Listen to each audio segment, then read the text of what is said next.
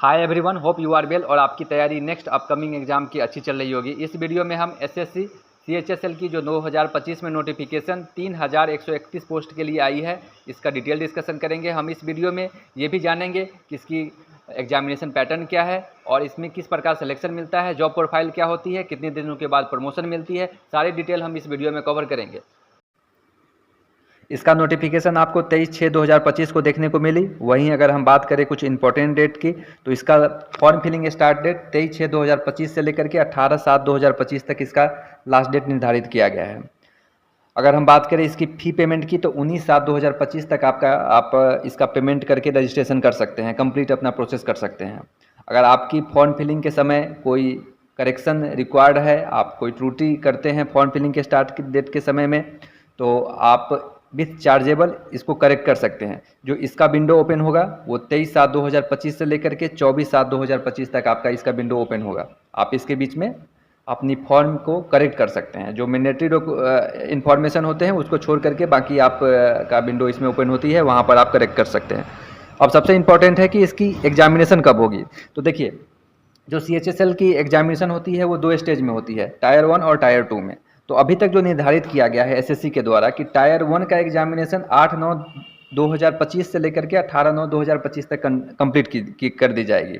लेकिन इस बार जो वैकेंसी है वो आपको कम देखने को मिली है। इसके कारण जो शिफ्ट है वो भी कम है। पहले क्या होती थी, वो ज़्यादा डेटों में एग्जामिनेशन होती थी और शिफ्ट भी ज़्यादा हुआ करते थे, बट इस बार ऐसा कुछ नहीं देखने को मिला है। ये इसको कम कर दिया गया है।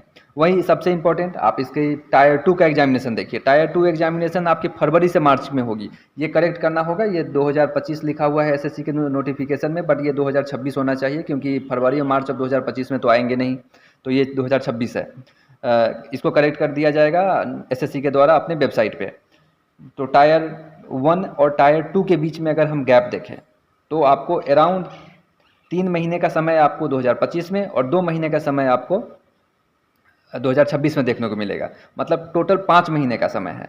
5 महीने टायर 2 के प्रिपरेशन के लिए किसी भी स्टूडेंट के लिए सफिशियंट है, जिसकी बेस बना हुआ है, जिसकी तैयारी कंप्लीट हो चुकी है, जो एग्जामिनेशन टायर 1 क्लियर कर लेंगे मान लीजिए, उनके लिए सफिशियंट टाइम है। तो ऐसा कुछ पिछली बार जैसा कुछ देखने को नहीं मिल रहा है इस बार सब कुछ चेंज कर दिया गया है SSC के द्वारा। काफ़ी सफिशियंट टाइम है टायर 2 के लिए। एज लिमिट की बात की जाए तो इसमें क्लियरली मेंशन है कि आपकी एज लिमिट 18 से 27 साल के बीच में होनी चाहिए।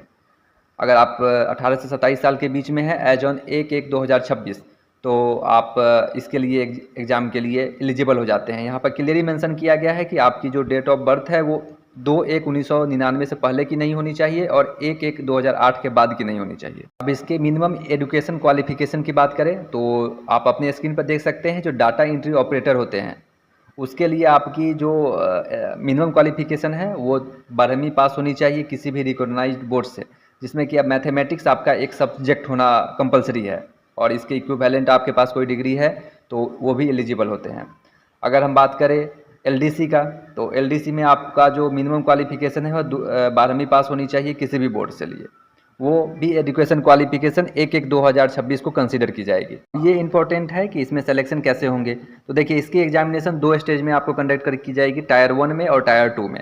अगर हम टायर 1 की एग्जामिनेशन पैटर्न की बात करें तो इसमें आपको 4 सेक्शन से सब्जेक्ट से क्वेश्चन देखने को मिलेंगे, जिसमें इंग्लिश, जनरल इंटेलिजेंस, क्वांट और जनरल अवेयरनेस है।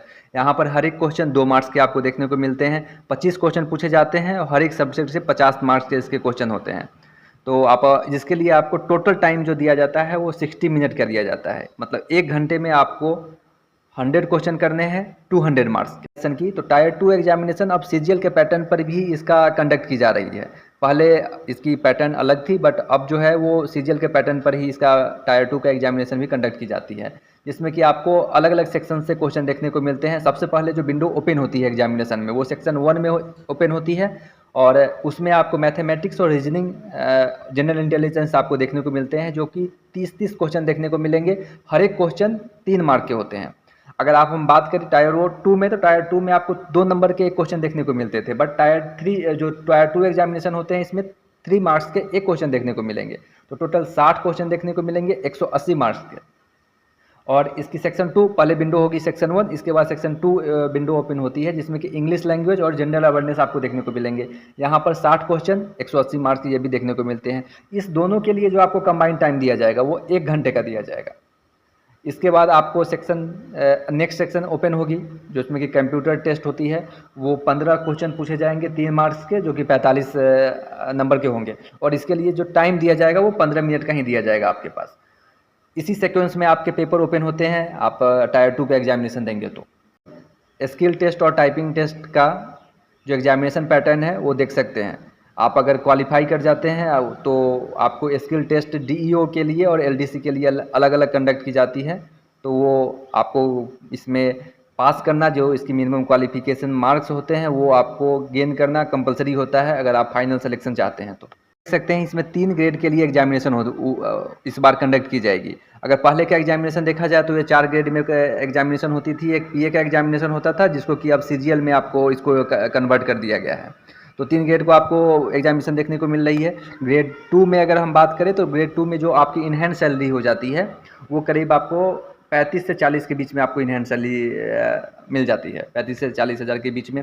अगर ग्रेड 4 की बात करें तो ग्रेड 4 में आपकी जो इनहैंड सैलरी होगी वो अराउंड 50,000 के आसपास में आपको अराउंड सैलरी मिल जाती है ग्रेड 4। फाइनल मेरिट लिस्ट हमेशा टायर 2 का जो एग्जामिनेशन होता है उसके बेसिस पर बनेगी। टायर 1 आपका सिर्फ क्वालिफाइंग नेचर है, आपको पास करना जरूरी है टायर 2 के एग्जामिनेशन में बैठने के लिए। स्किल टेस्ट जो मिनिमम क्वालिफाइंग मार्क्स है वो आपको गेन करने पड़ते हैं स्किल टेस्ट में।